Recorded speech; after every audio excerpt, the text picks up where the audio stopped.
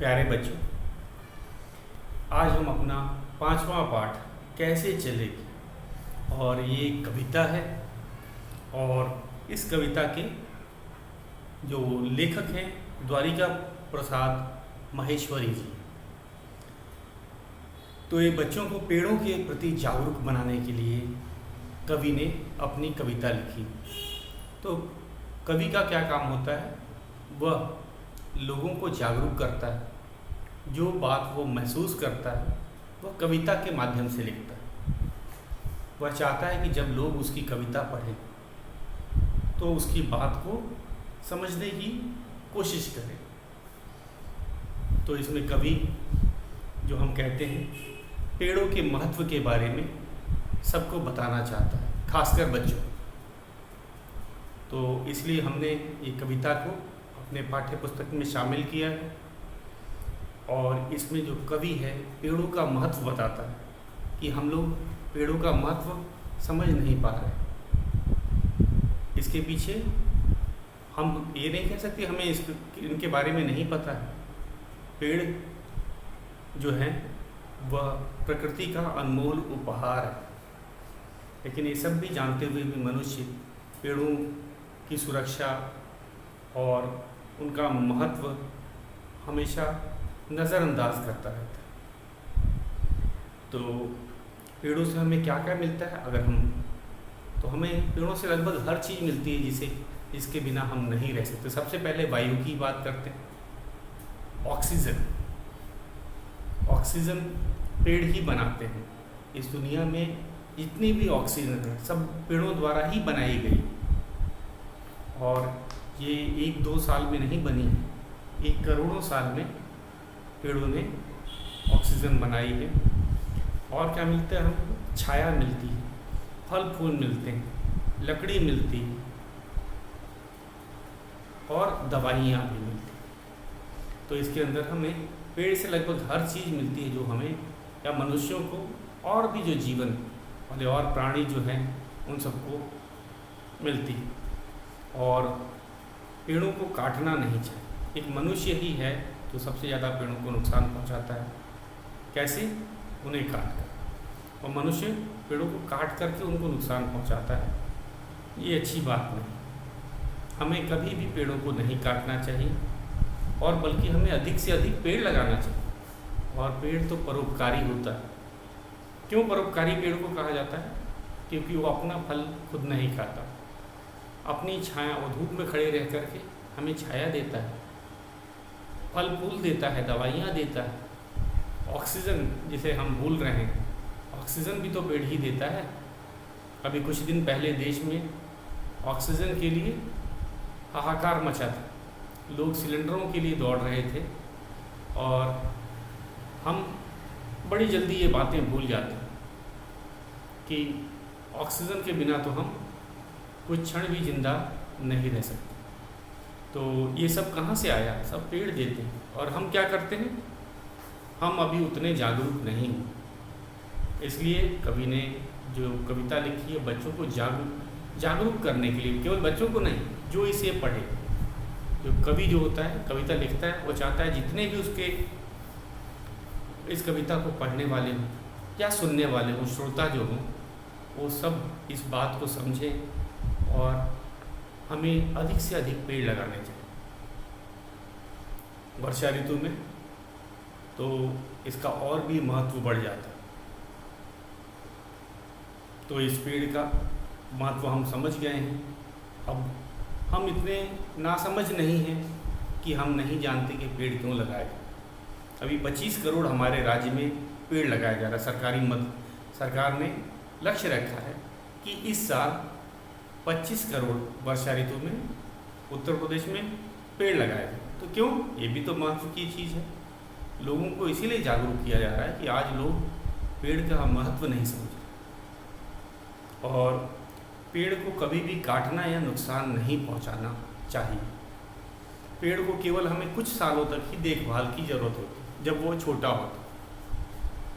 उसके बाद अगर हमने पेड़ की कुछ साल तक रक्षा कर दी, संरक्षण प्रदान किया, उसको पानी और जानवरों से बचा के रखा, तो कुछ सालों में वो इतना बड़ा हो जाता है कि न उसके बाद उसको पानी देने की ज़रूरत होती है, न उसकी रक्षा करने की कोई ज़रूरत होती है।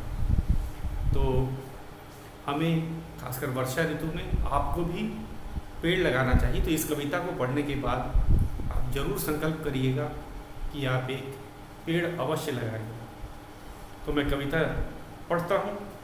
द्वारिका प्रसाद माहेश्वरी द्वारा रचित इस कविता का पहले मैं एक बार पढ़ूँगा, मैं इसको लिखूँगा भी और फिर इसकी व्याख्या हम करेंगे। बहुत छोटी कविता है। पेड़ सहकर धूप खुद देते सभी को छाह अपनी, मदद करने को बढ़ाते डालियों की बाह अपनी। तो कवि कहता है, पहले हम इसकी कविता को लिख भी लें साथ साथ। तो कविता का नाम है कैसे चलेगी, और मैं इसको लिखता हूँ। पेड़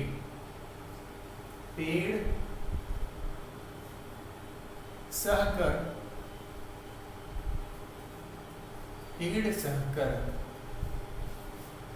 धूप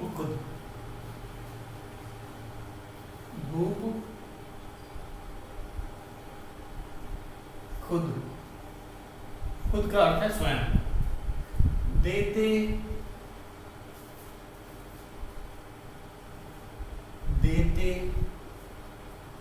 सभी को छाह अपनी, सभी को छाह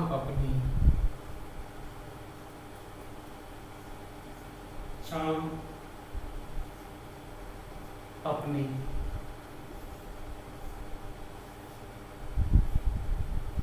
मदद करने को बढ़ाती है, मदद करने को बढ़ाते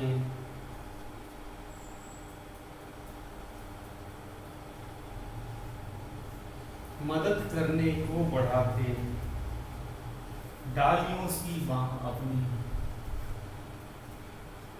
डालियों सी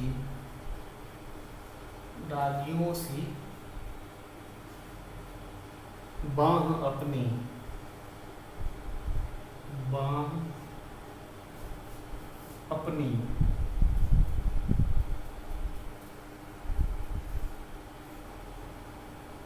पूर्ण विराम।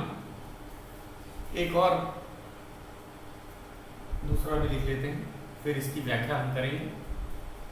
खींचते रहते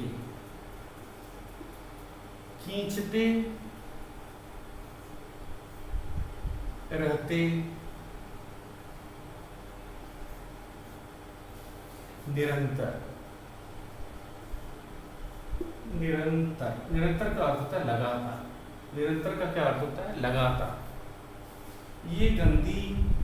ये हवा गंदी हमारी, ये हवा गंदी हमारी,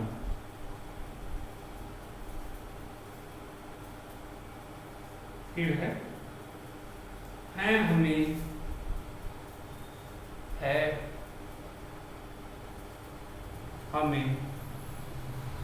हमें मिलती इन्हीं से, मिलती इन्हीं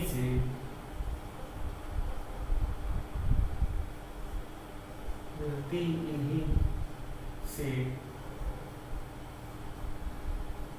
प्राणवायु विशुद्ध सारी, प्राणवायु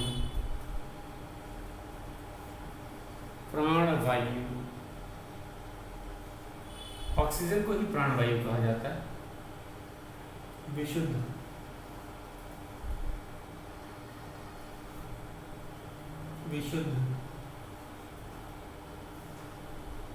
सारी,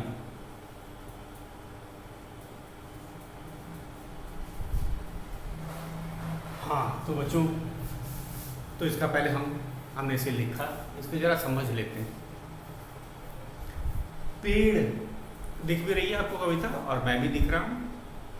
तो पेड़ सहकर धूप खुद देते सभी को छां अपनी, मदद करने को बढ़ाते डालियों सी बाह अपनी।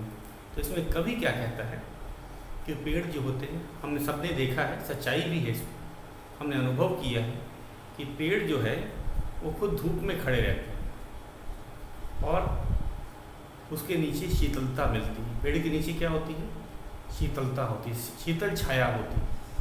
बेचारे वो खुद धूप में खड़े रहते हैं, किसके लिए? ताकि उनके छाए में, उनका जो छाया है उसमें मनुष्य या कोई भी और जीव जंतु बैठकर आराम से आनंद ले सके। मदद करने को बढ़ाते डालियों सी बाह अपनी।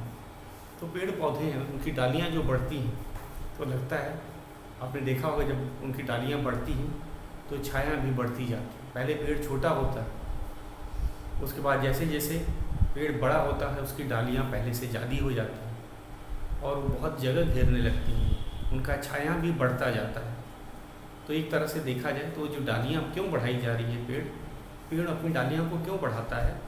ताकि हम सबको छाया मिल सके और एक तरह से वो हमारी मदद करता है।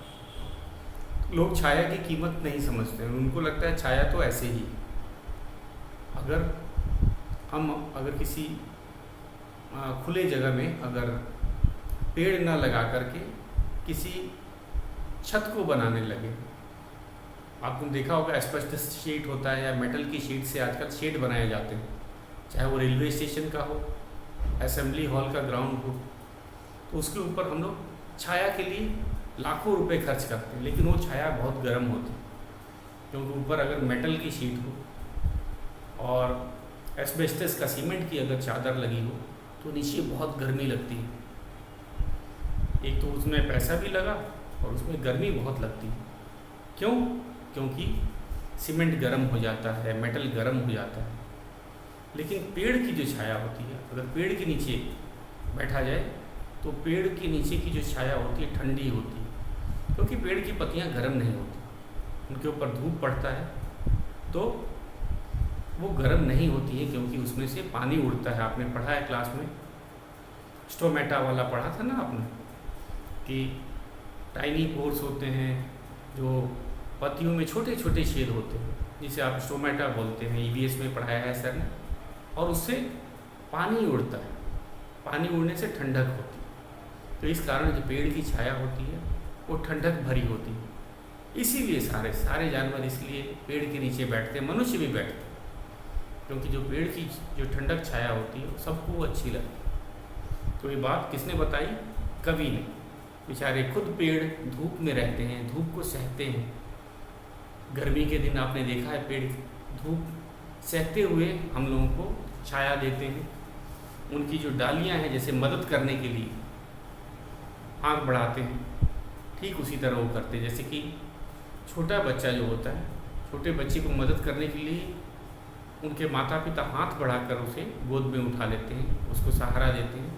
ठीक उसी तरह पेड़ भी क्या करते हैं, वे भी डालियों के रूप का हाथ मान लेते हैं, और डालियों की से लोगों को मदद करने के लिए ही हाथ बढ़ा रहे हैं, ताकि लोगों को ज़्यादा से ज़्यादा छाया मिल सके, ऑक्सीजन मिल सके, शुद्ध हवा मिल सके।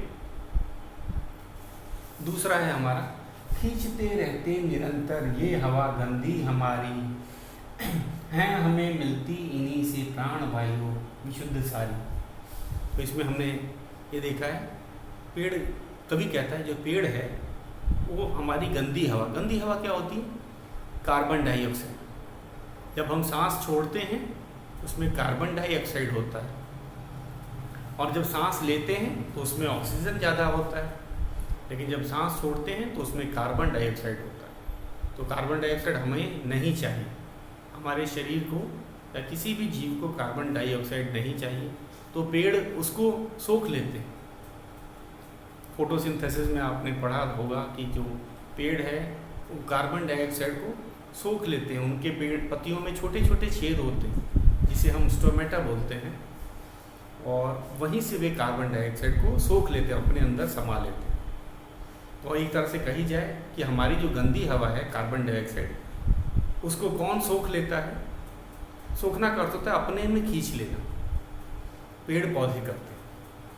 तो इसीलिए कवि ने कहा है, खींचते रहते निरंतर ये हवा गंदी हमारी लगातार, ये कार्बन डाइऑक्साइड हम लगातार सांस लेते रहते हैं, सांस जैसे जैसे हम छोड़ते जाते हैं कार्बन डाइऑक्साइड बढ़ता जाता है, और ये लगातार कार्बन डाइऑक्साइड को अपने में सोखते रहते हैं।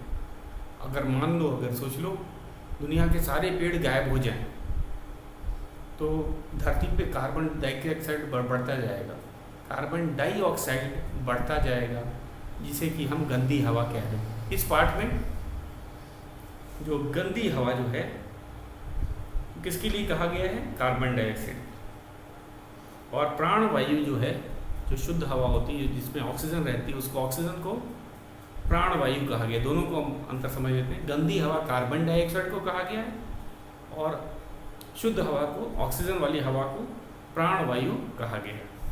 खींचते रहते निरंतर ये हवा गंदी हमारी है, हमें मिलती इन्हीं से प्राणवायु विशुद्ध सारी।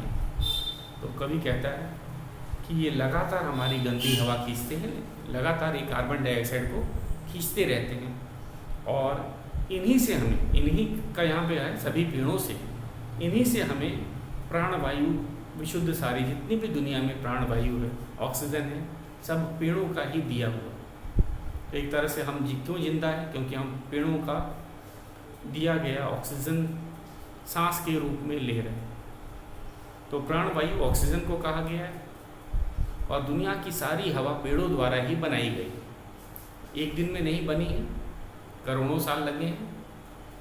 तो ये हमारा फ़र्ज़ है कि हमें इनका उपकार मानना चाहिए।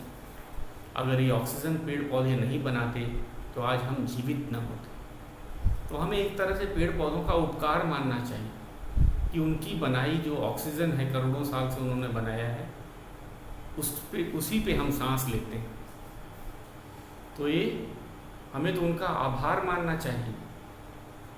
क्यों? क्योंकि हम उनकी बनाई जो है ऑक्सीजन से सांस लेते हैं, और जो हम कार्बन डाइऑक्साइड, जो गंदी हवा निकालते हैं नाक से, वो क्या होता है? उसको कौन सोख लेता है? सभी हरे पेड़ पौधे, जितने भी दुनिया के पेड़ पौधे हैं, वो कार्बन डाइऑक्साइड को सोख लेते हैं, अर्थात हमारी गंदी हवा को वे ख़त्म कर देते हैं। तो हमने अब तक क्या सीखा इसमें से? कि भाई पेड़ जो है खुद कष्ट सहकर, धूप सहना मतलब कष्ट। गर्मी में आपने अनुभव किया होगा कि अगर आप धूप में खड़े रहोगे तो बड़ा कष्ट होता है। पेड़ों के बारे में सोचिए, वे साल भर एक ही जगह रहते हैं, धूप सहते हैं, चाहे वो गर्मी की धूप हो। तो जो पेड़ हैं कष्ट सहकर के भी हमें छाया देते हैं, और अब हमारी मदद करने के लिए वे अपनी डालियों की बाह को हमारी ओर बढ़ाते हैं। मतलब वो मदद करने से पीछे नहीं हटते। हम भले उनकी डालियों को, पेड़ों को काट दें, लेकिन पेड़ हमेशा परोपकार करते हैं, मनुष्यों और सभी जीवों की मदद करते हैं। तो हमें भी स्वार्थी नहीं होना चाहिए। हमें कम से कम इतना जागरूकता तो होनी चाहिए कि हम पेड़ों के बनाए ऑक्सीजन पे जिंदा है, तो हमें उनका आभार मानना चाहिए, हमें उनका धन्यवाद देना चाहिए। वे हमारी गंदी हवा खींच लेते हैं, कार्बन डाइऑक्साइड खींच लेते हैं, उसके बदले में हमको ऑक्सीजन देते हैं, और ऑक्सीजन के बिना हम लोग जीवित नहीं रह सकते। तो एक तरह से हम कहेंगे कवि ने पेड़ों का महत्व बताया है। ऐसी बात नहीं कि हम लोग नहीं जानते, सबको पता है, लेकिन मनुष्य धीरे धीरे स्वार्थी हो रहा है। वो क्या करता है? पेड़ों को काट देता है। अब उसकी मांग बढ़ती जा रही है, उसको बहुत सारे पेड़ की लकड़ी चाहिए, उसको खिड़की बनाने के लिए, दरवाजे बनाने के लिए, दवाई के लिए, शहर बनाने के लिए वो जंगल के जंगल काट देता है मनुष्य। क्यों? क्योंकि भाई शहर बसाने के लिए खाली जगह चाहिए, तो खाली जगह तो जंगल में ही बची है, तो जंगलों को काट दिया जाता है, जो सही बात नहीं। तो हमें पेड़ों को नहीं काटना चाहिए। चाहे वो पेड़ जंगल के पेड़ हो, चाहे कोई भी पेड़ पौधा हो। तो ये था हमारे दो। हमने तीसरे स्टैंजा पे आते हैं, तीसरे पद्यांश पे आते हैं। सींचते धरती हमारी बादलों को भी बुलाते, जल बरसता खेत उपवन, वन सभी हैं लहलहाते। तो दूसरे पे आ जाते हैं। हमारा तीसरा पद्यांश जो है बहुत अच्छा है। तीसरा पद्यांश,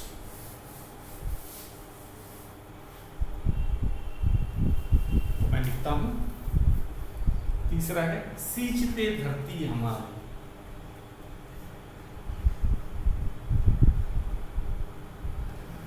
सींचते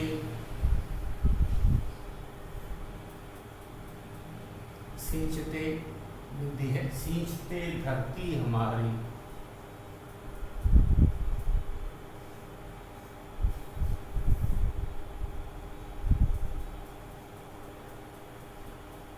सींचते धरती हमारी बादलों को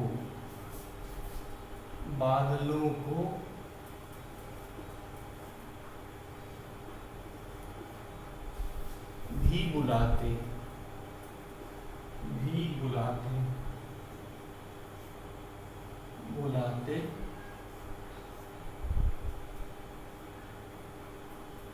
जल बरसता खेत उपवन,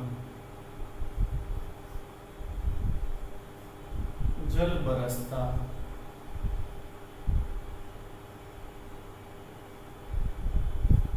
बरसता खेत उपवन,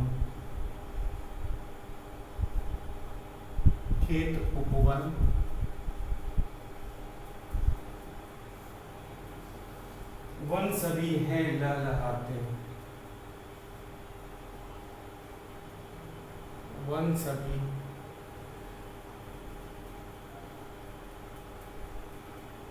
हैं, वन सभी हैं लहलहाते।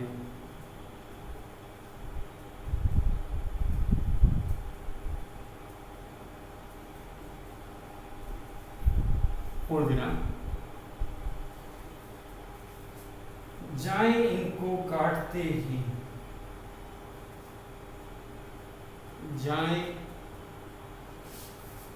ये अलग पद्यांश है, जरा से इसको बदल करके नीचे यहां से लिखते हैं। जाएं उनको काटते ही, जाएं उनको काटते ही,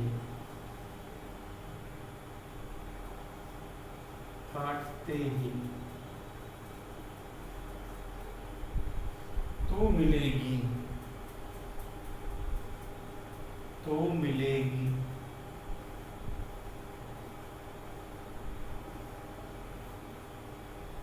छांव कैसे, छांव कैसे,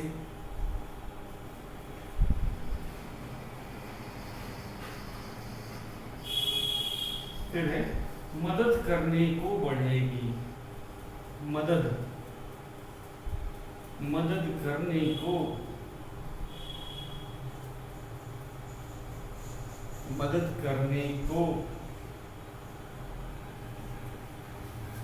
बढ़ेगी।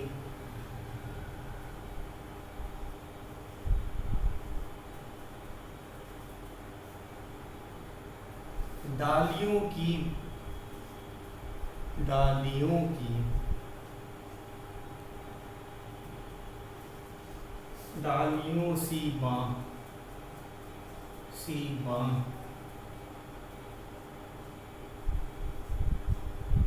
कैसे,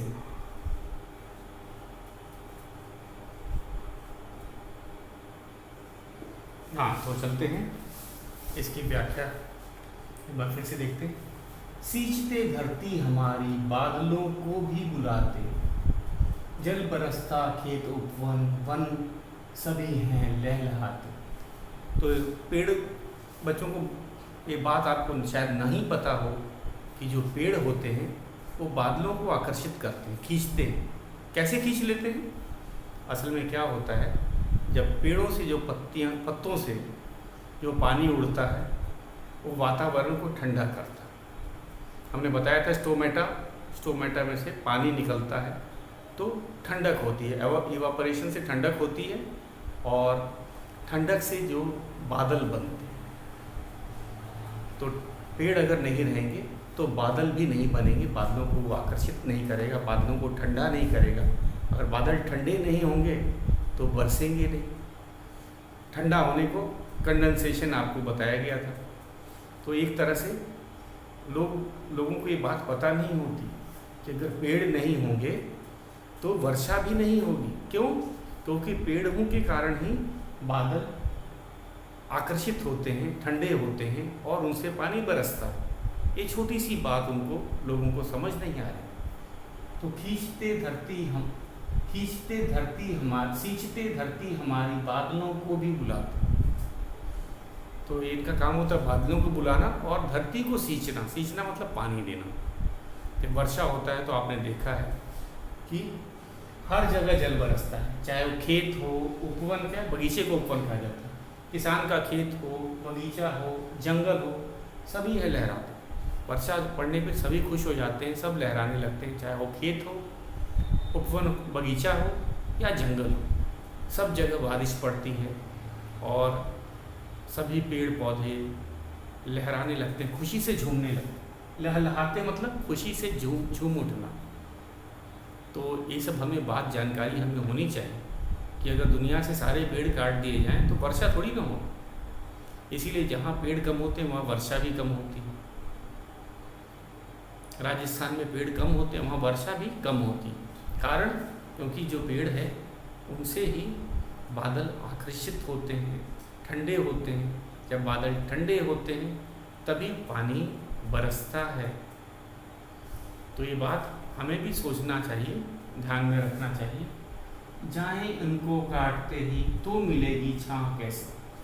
अगर मनुष्य इन्हीं पेड़ों को काटते ही जाए, मैंने आपको बताया था मनुष्यों का लालच बढ़ते जा रहा है। मनुष्यों को बहुत सारी लकड़ी चाहिए, बहुत सारी ज़मीन चाहिए।